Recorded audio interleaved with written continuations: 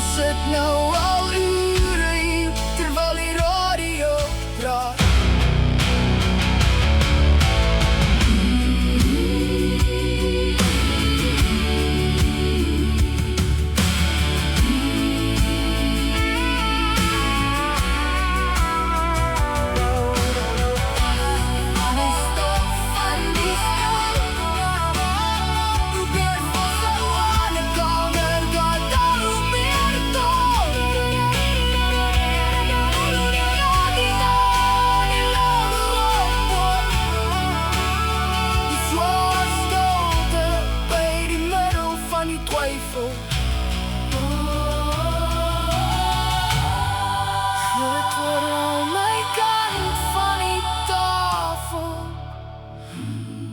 Ken die skouers vir die klop.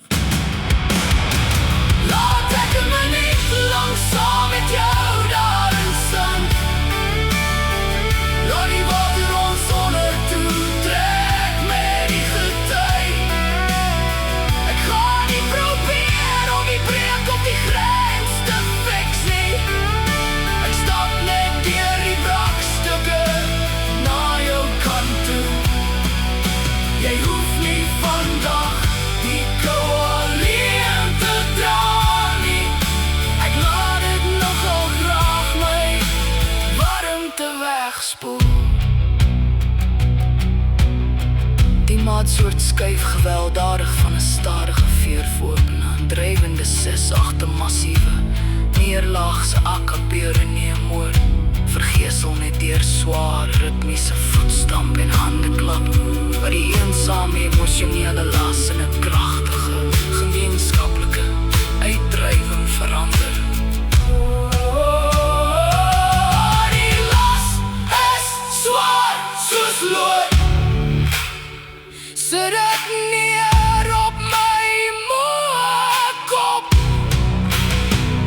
As jy breek, vat ek die buiging. Hou die lyn tot aan die bitter end.